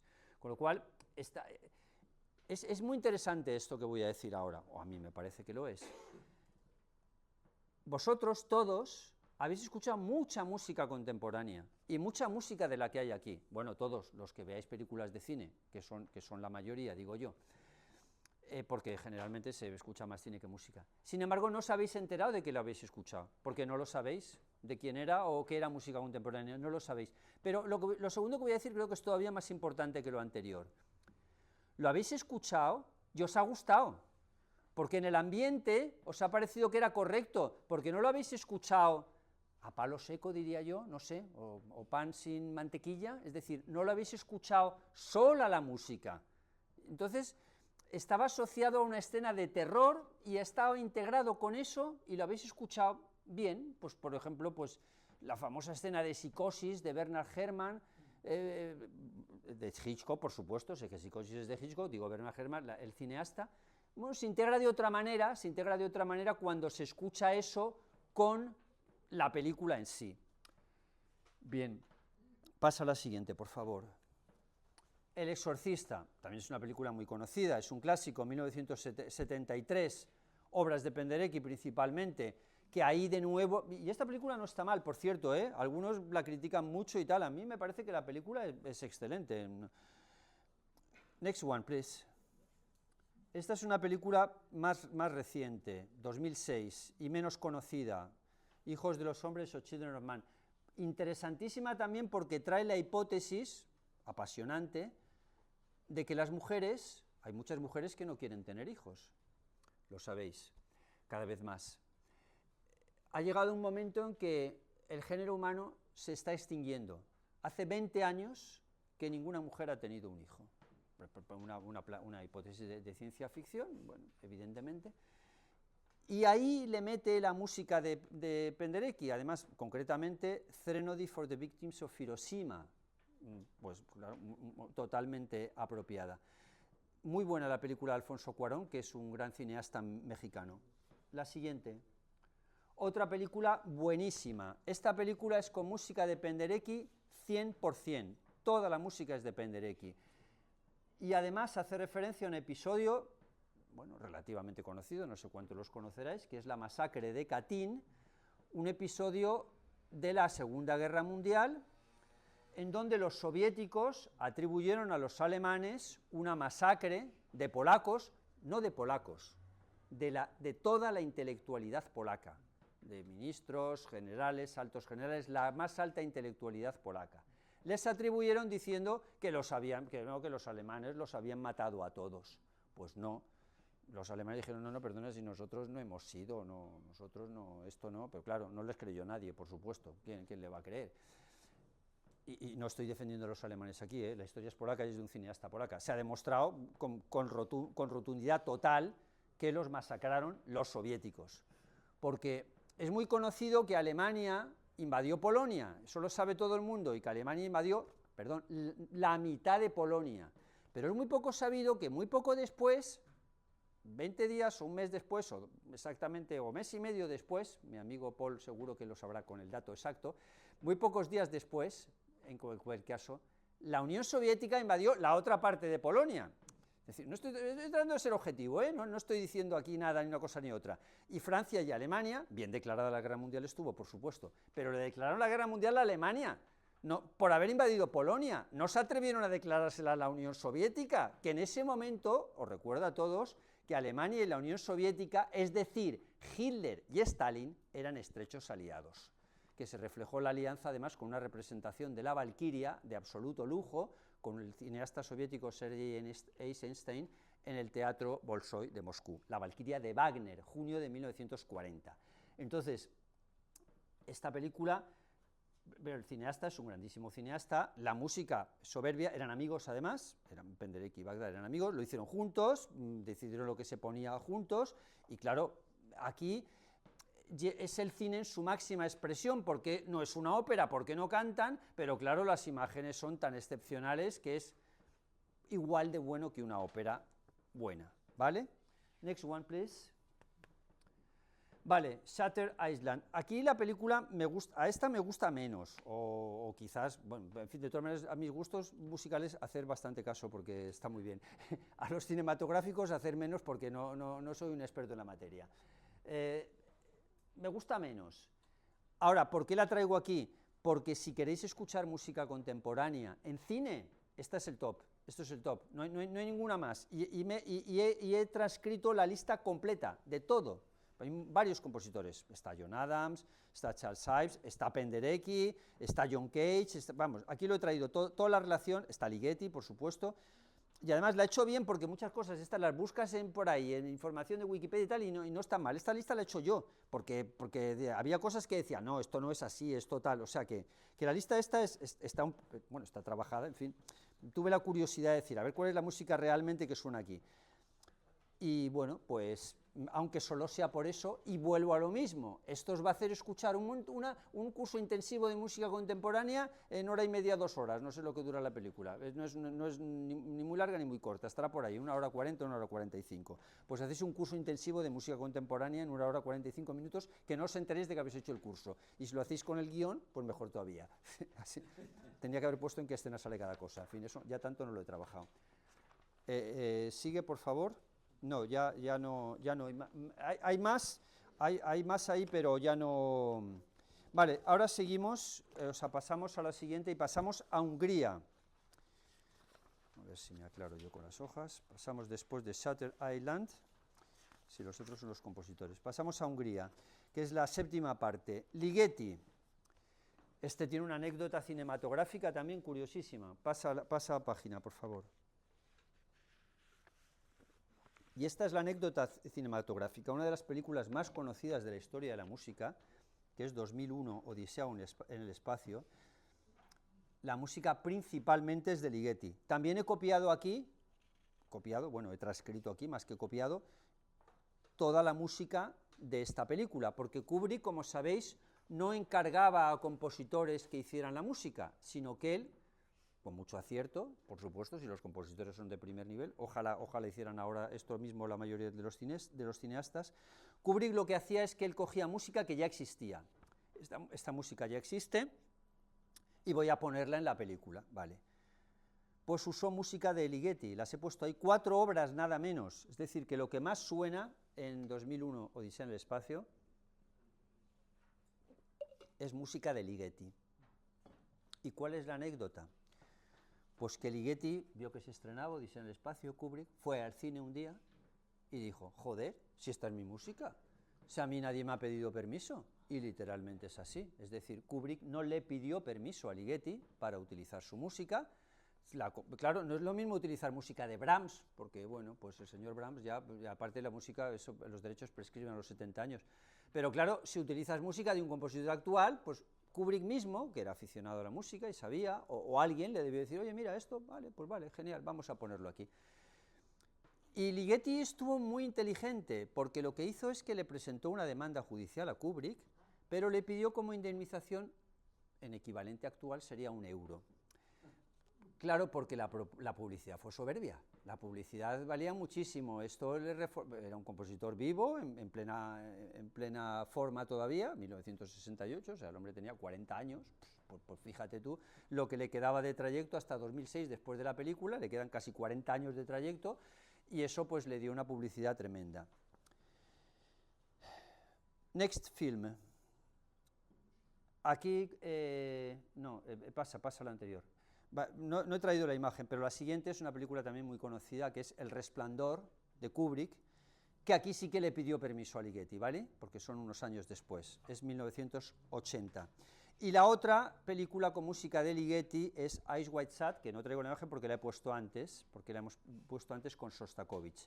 O sea que Ligeti es un compositor que tiene mucha presencia en el cine. Y luego, como digo, está detallado aquí la banda sonora de 2001 y Odisea del espacio, que empieza además con la famosa Also sprach Zarathustra, o Así hablaba Zarathustra, con la Filarmónica de Berlín, además, nada menos.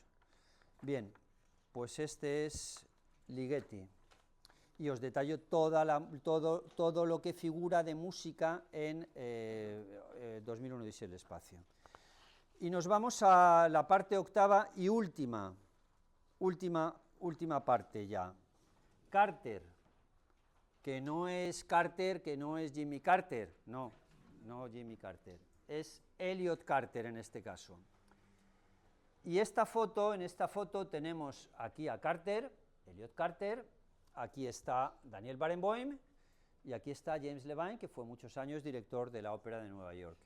¿Y a qué corresponde? Pues al cumpleaños de Elliot, que cumple 100 años, nada menos. Elliot Carter esta es mi opinión, es el compositor más importante de la historia de Estados Unidos, uno de los grandes de la historia de la música, y también un compositor muy difícil. Pierre Boulez, cuando programaba sus obras, repetía la obra en la primera y en la segunda parte por la dificultad que tienen, porque estas obras difíciles además son más difíciles de ensayar.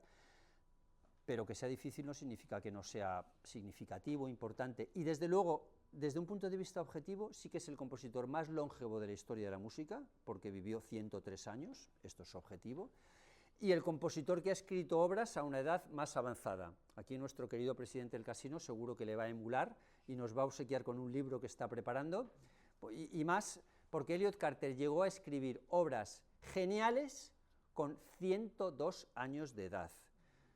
Le estrenó Barenboim una ópera con 99 años de edad, en la ópera de Berlín, la Staatsoper de Berlín. Claro, el pedazo de trayectoria de Elliot Carter durante 1908 a 2012, pues son unos cuantos años de escribir música. Vale, pasas a la siguiente. Vale, retrocede, por favor. Cerrando el tema Carter, lo he dicho, no es fácil, no es el compositor que os recomendaría escuchar, está en un grado de complejidad cercano, diría, al de Pierre Boulez, con el que tenía una excelente relación, grandísimamente admirado por Lutoslawski, entre los dos.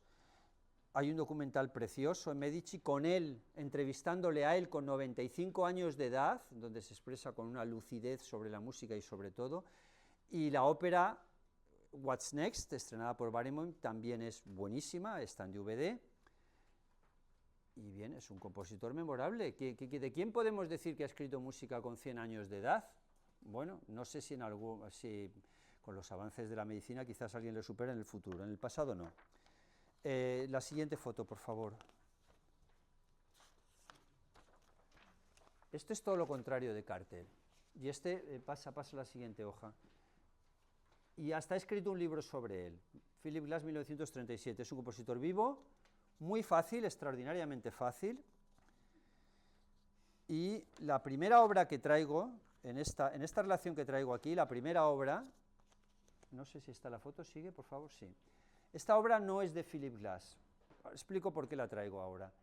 ¿Qué es Philip Glass? Es todo lo contrario, Philip Glass es el minimalismo, es decir, la música extraordinariamente fácil, extraordinariamente sencilla, extraordinariamente repetitiva, a mi juicio muchas veces excesivamente repetitiva, demasiado, pero bueno, cada uno le puede gustar lo que le guste. Yo he tratado de profundizar y por eso escribí el libro, porque es la mejor manera de profundizar, hay cosas que me gustan mucho.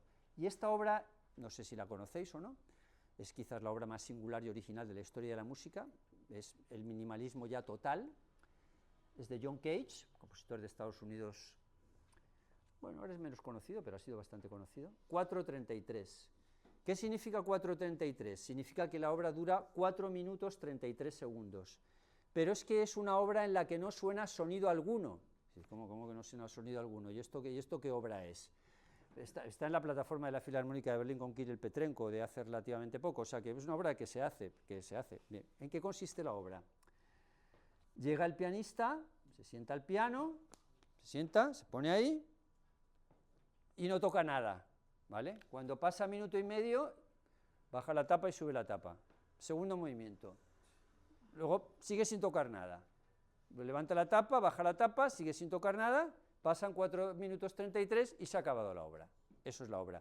El propio John Cage dijo, tío, macho, menuda mierda de obra que has hecho, ¿eso qué es? eso lo puede hacer cualquiera, le dijeron. Macho, menuda obra, más minimalista que eso no hay nada, ¿no? Porque ya, por eso digo que es la introducción al minimalismo, porque Glass siguió a Cage. Y dice, tío, ¿esto qué es? Dice, vale, lo podrá hacer cualquiera muy bien. Dice, ¿y quién lo ha hecho? Lo he hecho yo, a nadie se le ha ocurrido.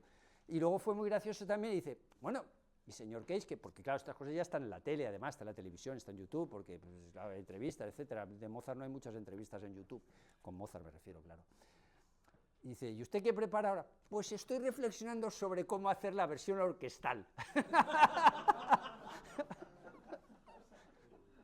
Y efectivamente hizo la versión orquestal, que es, llega el director, está en la Filarmónica de Berlín, si lo queréis ver, los que tengáis. Yo para música sinfónica y conciertos recomiendo la Filarmónica de Berlín y para ópera el Met de Nueva York. Así tenemos Estados Unidos y Alemania. No hay, la competencia, lo demás está a años luz de ese nivel. Bueno, Medici también está muy bien, pero en fin. No es lo mismo de uniformidad. Y bueno, llega aquí el Petrenko, director titular de la Filarmónica de Berlín, llega ahí hace 3 años además, cuando estalló la guerra de Ucrania. Y dice, bueno, sí, claro. Hombre, ¿en qué consiste la música? En el ruido ambiental. ¿Cuál es el ruido ambiental? El público. Porque claro, si tú llega el pianista a decir, pero ¿qué cojones, con perdón de la palabra, qué está pasando aquí? ¿Qué es lo que está haciendo aquí? ¿Esto qué es? ¿Qué pitorreo es este? ¿Cuándo empieza el concierto? ¿No? Sobre todo si lo haces de primera obra o de... Y bueno, pues es el ruido ambiental y tal. En fin, pues... Bien, pasamos a Philip Glass. Esta no dura 4:33, sino que dura 5 horas. Y Philip Glass tiene 21 óperas, no las voy a traer aquí todas, en el libro sí que hablo de todas, y las he escuchado todas, aunque solo sea una vez. Esta, a mí particularmente, me parece ya excesivamente repetitiva, es exageradamente repetitiva. Llega hasta el punto de que él mismo dice, como algunos otros compositores, dice, no importa si os salís a mitad, si te vas al bar y te tomas una copa, una Coca-Cola, un sándwich, y luego vuelves, total no te vas a perder gran cosa, porque como se repite, pues vale, pues bien, pues Einstein, el título precioso, el tema Einstein. Yo al principio, cuando no sabía de qué iba, digo, hombre, mira, qué bien Einstein y tal, una ópera sobre Einstein, un personaje que siempre me ha interesado, digo, ¿qué es esta mierda de ópera? ¿Esto qué es? Vale, la siguiente, por favor. Esta, sin embargo, me gusta bastante más, y esta es sobre Gandhi. Es una trilogía ciencia, política, religión. La versión, además del Met de Nueva York, es de las mejores producciones que han hecho. También está en la plataforma del Met. La plataforma del Met es una plataforma pues tipo Netflix y todo esto, que pagas 14 euros al mes y ves pues un montón de óperas. Es lo que es. Sale muy rentable, absolutamente rentable, sobre todo tal y como están los tickets de la ópera por ahí. El Anillo ahora en Berlín estaban a 250, 300 euros la representación, y son 4. Total, 1.200. Si vas en pareja, 2.400. Mejor no llevas a los hijos, porque si tienes 2 ya te vas a 5.000. Sí. Ahora están haciendo el segundo ciclo ahora. Estuve en el primer ciclo con Telemann la semana pasada, acabó el ciclo el domingo, hace 8 días. Hace 8 días empezó, acabó el ciclo el viernes anterior. Empezó el segundo ciclo, perdón. Bueno, a lo que estamos. Digo porque es bastante más rentable, porque pagas 14 euros al mes, pues mira, pues con 200 pues te sale bastante más. Y además ahí puedes llevar a los niños porque los sientas en el sofá del salón. Sale bastante mejor. A la pareja, a los niños, y puedes invitar a 4 amigos y el precio es el mismo. Al anillo mejor no invites a 4 amigos porque ya nos vamos a 20.000 de gasto. Entonces, y las entradas del Met, bueno, hay un compañero aquí que va mucho al Met, uno de nuestros amigos, y las consigue por un precio especial barato, no sé, ya lo explicará él, pero no son baratas. En cualquier caso, además, a mí es que me encanta escuchar música en casa. Y la producción es soberbia y hace referencia a una época muy poco conocida de Gandhi, que es la época de Gandhi en Sudáfrica, cuando Gandhi era abogado, que tampoco es muy sabido esto de que Gandhi era abogado. Entonces, Gandhi tuvo un periodo en Sudáfrica anterior al periodo indio, y es satyagraha. Bueno, está muy bien, un poco repetitiva, un poco cansina, también es la palabra, repetitiva y cansina. Pero bueno, se puede escuchar, sí, puede uno irse a la cocina, no al baño, puede irse a la cocina, prepararse algo y volver, que tampoco se va a perder gran cosa, no hace falta, no pasa nada, no pasa nada. No es que como estés en una sinfonía de Brahms y digas, che, me he perdido 2 minutos, no, y tampoco es el mismo nivel, pero bueno, está bien, se puede escuchar. Next one. Esta sí que es una producción excepcional del Met, yo creo que de lo mejor que ha hecho el Met. El Met es que es muy lujoso en producciones, muy conservador. En fin, esto de Glass lo hacen, claro, pues porque como eso es accesible y es popular, pues mira, fíjate, a mí es que me hace mucha gracia el Met de Nueva York, porque dice, no, si hacemos música contemporánea, macho, las últimas óperas que he visto son de un negro, no tengo nada en contra de los negros, por favor, no se entienda esto de un negro, lo debería borrar la palabra, pero han cogido un afroamericano, dicho políticamente correcto, que tampoco tengo nada en contra de los afroamericanos, que hace una ópera que más suena eso a jazz, ya que eso no suena a nada, claro, macho, así yo también hago música contemporánea, y es que queremos público joven, claro, no te fastidia. Bueno, ¿quién es Agnaten? A lo mejor Agnaten no sabéis quién es. Este en sí, Gandhi por supuesto, y Agnaten un poquito menos, quizás. Agnaten es un faraón de la historia egipcia, por eso es trilogía ciencia, política, religión, esta es la tercera religión, que fue monoteísta, es decir, que decidió que debía, bueno, y famoso porque su esposa fue Nefertiti, la famosa Nefertiti del busto del Museo de Berlín, que tantas vueltas ha dado. Bueno, pues Agnaten, la producción es soberbia. Philip Glass se ha ido moderando, o sea, cada vez se ha hecho menos repetitivo. Las últimas óperas mejor uno no va a la cocina que se pierde algo. Pero, bueno, esta en cualquier caso se puede escuchar porque es interesante y la producción, como digo, es de lo mejor que ha hecho el Met de Nueva York. La historia también es interesante. Sigmund Freud, conocidísimo psicoanalista o psiquiatra judío, decía que Moses, el famoso Moisés en español, que Moses en realidad era Agnaten, cosa que, y lo decía Sigmund Freud que era judío, bueno, cosa que puede ser defendible e entendible, y tiene un libro sobre esto, sobre esa teoría, que es uno de los últimos, además, es de 1938. Freud muere en el 39. Vale, siguiente, por favor. Bien, entramos en Philip Glass con el cine, y aquí sí que la recomendación es absoluta. ¿Por qué?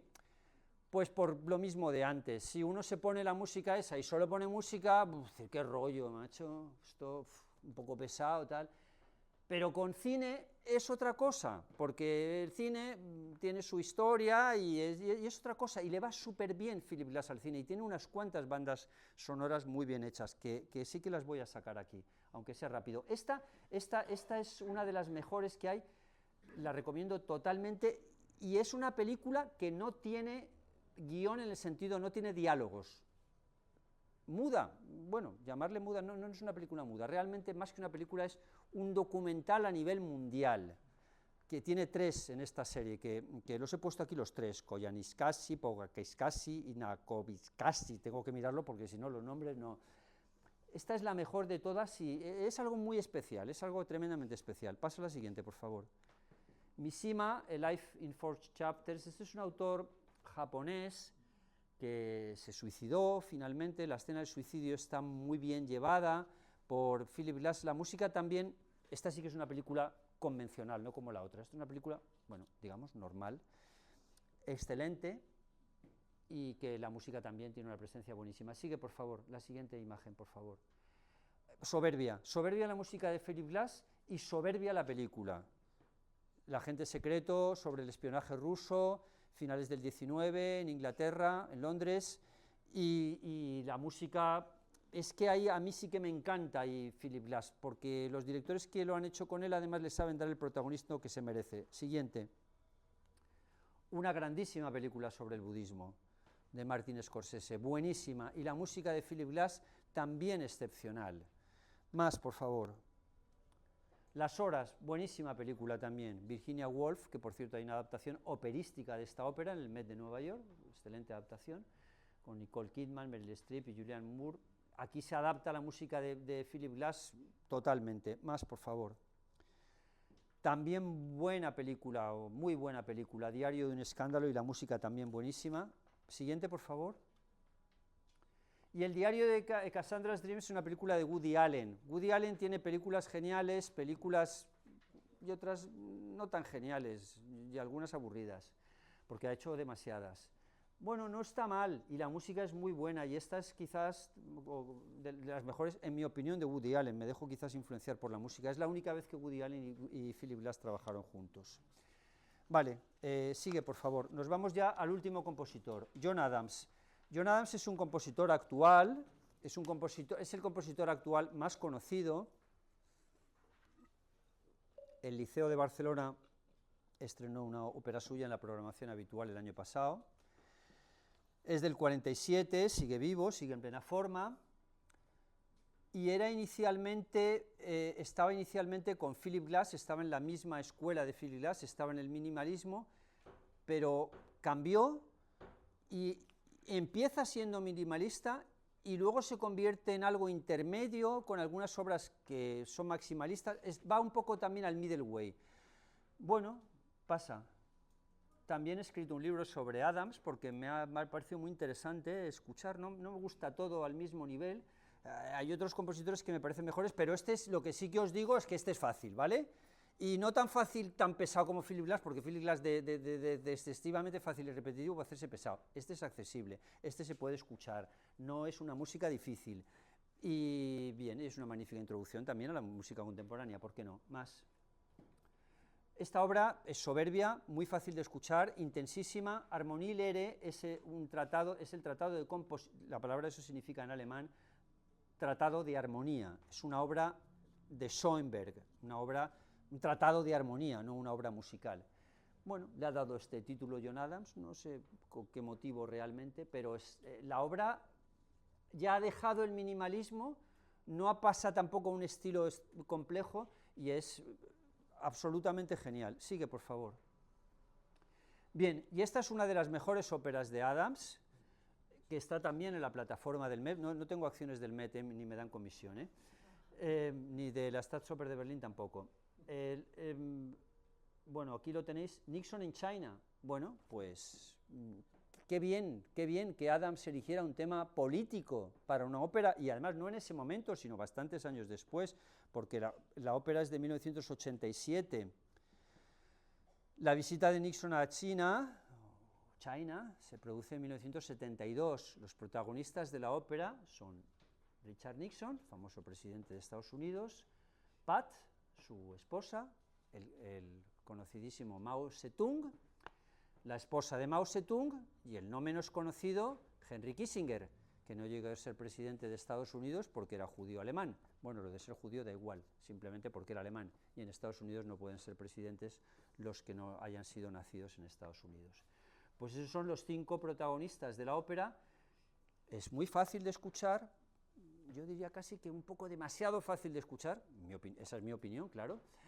Seguro que no será la vuestra, a lo mejor, no lo sé, pero os la recomiendo plenamente y se podrá encontrar también en YouTube. Esta producción es muy buena, se ha hecho mucho en muchos teatros de ópera diferentes.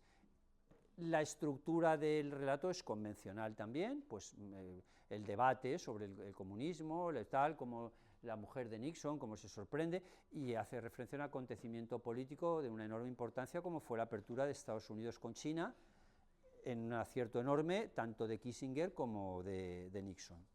Otra, esta es mucho más actual, The Death of Klinghoffer, este que tenemos aquí con la pistola es un terrorista palestino, 1991, que hace referencia digo que es mucho más actual porque son episodios que hemos vivido de forma similar estamos viviendo hace unos días. Se refiere la ópera a lo que dice el título, es un episodio histórico real también, que es la muerte de Klinghoffer. ¿Y quién es Klinghoffer? Klinghoffer, si no lo sabéis, era un judío estadounidense que era pasajero de un crucero, se llamaba el Aquile Lauro, y iba en silla de ruedas. Los terroristas palestinos secuestraron el crucero, que estaba lleno de pasajeros judíos, secuestran el crucero, dio lugar a un gran conflicto internacional, etcétera, que se relata aquí, y además hay una versión cine, me refiero a versión cine, que es la misma música de Adams, pero hecha en versión cine. Por cierto, hay una película buenísima que está en YouTube, disponible, 3 horas, se llama El viaje del Aquile Lauro, que está rodada además en el propio Aquile Lauro, es decir, alquilaron el barco, después del secuestro, lógicamente, y hace referencia luego a todo el conflicto internacional entre Estados Unidos, Siria, la OLP, Organización de Liberación de Palestina, Israel, etc. Bueno, es una temática muy interesante. Las herederas de Klinghoffer presentaron una demanda judicial contra el Met de Nueva York por programar esta ópera. y finalmente llegaron a un acuerdo consistente en que se programaba la ópera, pero no se recogía en la plataforma del Met, con lo cual por eso no está en la plataforma del Met, aunque se hizo allí, y desde entonces ningún teatro de Estados Unidos se ha atrevido más a representarla. El motivo por el que no se representa en Estados Unidos es que porque se considera que se está ensalzando el terrorismo palestino, y no es verdad, directamente no es verdad. Lo que pasa es que Adams y su libretista toman una posición equidistante, es decir, no consideran los israelíes son súper buenos y súper maravillosos y los palestinos son unos terroristas degenerados que hay que matarlos a todos. Como dicen en Israel, y como desgraciadamente tengo ocasión de escuchar aquí bastantes veces, y la verdad es que me indigna mucho eso cuando lo escucho. Entonces él toma una posición equidistante y esto molesta. No es que justifique a los terroristas, explica las motivaciones, que no es lo mismo explicar que justificar. Muy interesante en cualquier caso. Next one, please. Next and last one. Última, porque esto es lo último ya y voy a cerrar. Y esta es igual o más interesante. Igual o más, porque además desde el punto de vista musical es la mejor de todas. Ha ido avanzando. Nixon in China es un poquito más fácil, la otra es un poco más difícil, sin llegar a ser difíciles, ¿eh? Estamos en nivel de dificultad bajo-medio, más bien bajo. Y esta seguimos en el mismo nivel, más bien bajo, acercándonos al medio. Doctor Atomic. ¿Quién es el Doctor Atomic? Pues creo que lo sabéis, el inventor de la bomba atómica, el Oppenheimer. Esta es una película sobre Oppenheimer, por cierto, anterior a la película sobre Oppenheimer. Entonces, porque estamos ya, hemos avanzado bastante en el tiempo. Muy buena la producción también del Met, muy buena la historia, muy buena la presentación del conflicto que tiene toda la situación que se genera con la creación de la bomba atómica. Bueno, espero no haberos aburrido con muchos nombres, y espero haber sido relativamente ameno dentro de lo que cabe. Esto es una presentación y un guión para animaros a escuchar más música reciente, o a ver películas. Espero haberos aportado algo y espero que al menos una de mis sugerencias sea estimada y apreciada. Y si os aburre al empezar a los 20 minutos, pues lo dejáis estar y ya está. Muchas gracias.